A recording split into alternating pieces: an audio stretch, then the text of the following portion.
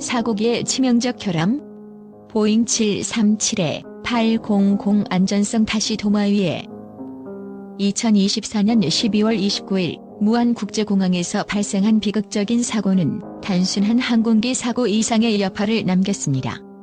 보잉 737-800 항공기의 추락은 179명의 목숨을 앗아갔고, 이는 대한민국 역사상 최악의 민항기 사고로 기록되었습니다. 그러나 이 비극 뒤에 숨겨진 원인에 대한 의문은 여전히 풀리지 않고 있으며 사고기의 안전성 문제가 다시금 주목받고 있습니다. 보잉 737-800의 구조적 문제와 기술적 결함. 사고 이후 여러 목격자와 전문가들은 사고기의 기체 결함 가능성을 제기했습니다. 일부 목격자들은 추락 직전 항공기 날개에서 불꽃이 튀는 것을 보았다고 증언했으며, 추락 후 여러 차례 폭발음이 들렸다는 현장 보고도 있었습니다. 이는 기체의 엔진 결함 혹은 연료 관련 문제가 사고의 주된 원인이었을 가능성을 암시합니다. 보잉 737-800 기종은 전 세계적으로 널리 사용되고 있는 항공기이지만 그동안 몇 차례의 사고 사례를 통해 설계적 문제와 안전성에 대한 우려가 제기된 바 있습니다. 특히 이번 사고기를 보유한 제주항공은 이 기종만 39대를 운용하고 있어 국내 항공사들이 이 기종에 지나치게 의존하고 있는 현실도 재조명되고 있습니다. 조종사의 선택과 사고 방지 가능성. 일부 전문가들은 조종사의 판단에 대한 논란도 제기하고 있습니다. 무안국제공항 근처에는 시멘트 활주로 외에도 비교적 안전한 들판이 있었던 것으로 알려졌습니다. 사고 당시 조종사가 들판 대신 활주로 착륙을 시도한 이유는 무엇이었을까요?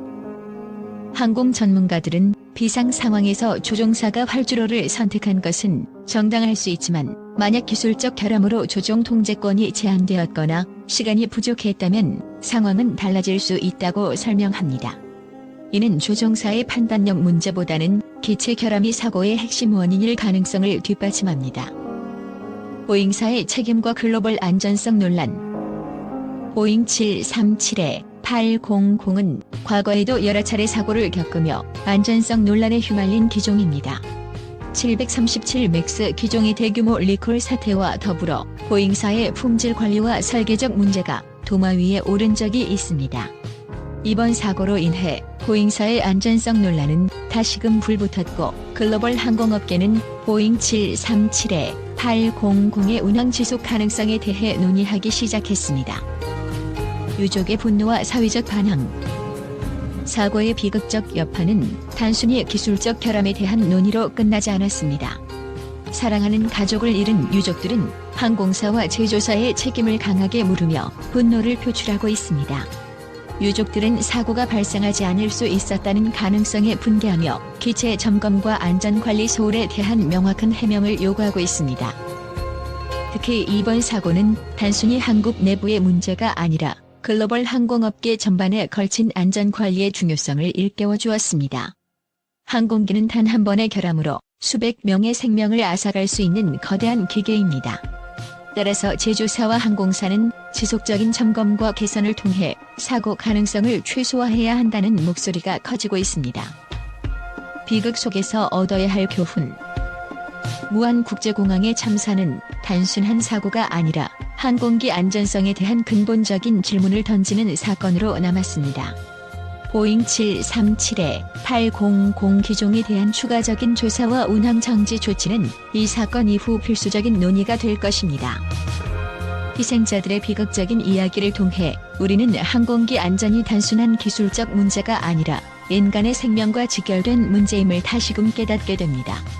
이번 사건이 단순한 비극으로 끝나지 않고 전 세계 항공업계에 큰 경각심을 일깨우는 계기가 되기를 바랍니다. 긍정적인 반응과 평가. 비극 속에서도 발견한 공감과 연대의 힘. 2024년 12월 29일 제주항공 여객기 추락 사고는 대한민국 국민뿐만 아니라 전 세계인을 슬픔에 빠뜨렸습니다.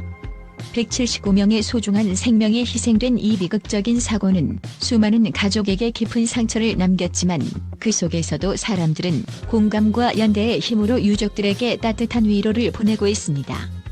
팬들과 언론, 그리고 사회 전반의 긍정적인 반응은 이 비극이 단순히 슬픔으로 끝나는 것이 아니라 더 나은 사회를 만들어가기 위한 중요한 교훈으로 이어지길 바라는 마음에서 비롯되었습니다. 희생자 가족들과 함께하겠습니다. 팬들의 위로와 연대. 사고 소식이 전해지자 많은 이들이 희생자 가족들에게 공감의 메시지를 보냈습니다. 소셜미디어와 온라인 커뮤니티에는 사랑하는 이를 잃은 유족들에게 진심으로 위로를 전합니다와 같은 댓글이 이어졌으며 많은 네티즌들은 유족들을 위한 모금 활동과 헌혈 캠페인에 참여하며 직접적인 도움을 주고자 노력했습니다. 한편은 우리가 할 수 있는 것은 크지 않을지라도 그들의 아픔을 함께 느끼고 있다는 사실만으로도 유족들에게 작은 위로가 되길 바랍니다라고 말했습니다. 이러한 반응은 단순한 동정이 아니라 진심 어린 연대와 응원의 표현으로 받아들여졌습니다. 사람 중심의 보도가 빛났다. 언론 보도의 책임감. 언론 보도 역시 긍정적인 평가를 받고 있습니다. BBC, 연합뉴스, 로이터 등 주요 매체들은 단순히 사고의 기술적 원인만을 다루는 것이 아니라 희생자와 가족들의 이야기를 조명하며 인간적인 면모를 부각했습니다. 특히 맹기수 씨와 심규호 씨와 같은 유족들의 고통스러운 인터뷰는 많은 이들에게 깊은 울림을 주었습니다. 한 독자는 언론이 단순히 사고를 센세이셔널라이즈하지 않고 희생자들의 이야기를 통해 사람들의 공감을 이끌어낸 점이 매우 인상 깊었습니다라고 언급하며 언론의 책임 있는 태도를 칭찬했습니다. 더 나은 세상을 위한 교훈.